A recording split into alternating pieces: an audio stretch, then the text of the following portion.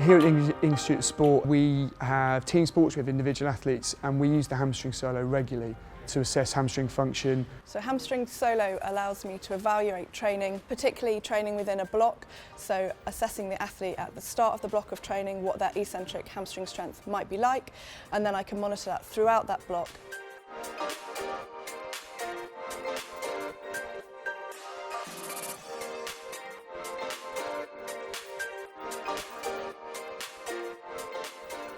Hamstring Solo has been carefully designed with a declined padded surface that enhances the user's comfort and safety by reducing pressure on the knee, preventing excessive knee extension at the end range. Besides using the Hamstring Solo for Nordics and razors, we can also use it to address asymmetries, to develop specific areas that we might see come from the Nordic or razor testing. I certainly do find it useful to regularly measure hamstring function, because when we plan and put together a training intervention, one of the things you want to do is you want to know that, one, you've got the augmented feedback to improve what people are doing when they do it, which is part of what the numbers give you.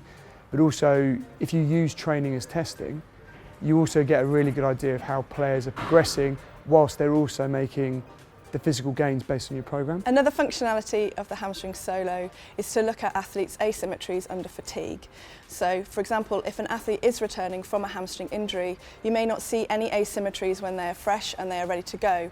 However, these asymmetries may come to light after a running session or after a training session. The footprint of the Hamstring Solo is so low when you can stand it on its end to the side of the gym, then you can roll it out within seconds. Athletes can independently do their own hamstring assessments and exercises, but also we use it for a bent leg isometric pull, which we found doesn't have the same mechanical cost as a Nordic because you don't have the eccentric component, but also you get an idea of unilateral capability in the hamstring. Due to its design, the Hamstring Solo offers us great functionality in terms of the ease of use from a coaching point of view and also an athlete point of view. One of the advantages that we have is kind of the portability. The opportunity to take the unit on the road is actually really advantageous. For example, we've taken it to a World Cup to assess players' readiness to train, readiness to compete.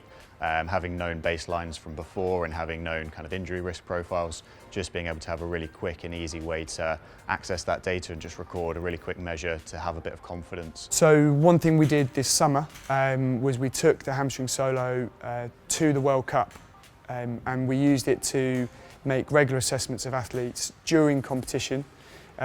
We had 3 to 4 days between matches, so it actually gave us a very comfortable time period of which to do a max effort, get the scores and actually adapt our practice based on that, which we feel made a big difference in the competition because we had athletes with known injury risk factors related to hamstring strength. One of my favourite features about the Hamstring Solo is the immediacy of real-time feedback that myself and the athlete can see.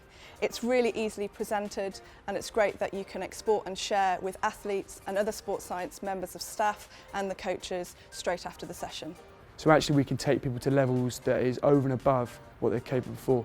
The fact that we've got the software to show people their previous scores, we can actually show them, okay, well this is where you were before, and actually dangle the carrot of, right, here is the score we'd like you to achieve, and they can see actively as they're doing the training whether they're getting towards that goal.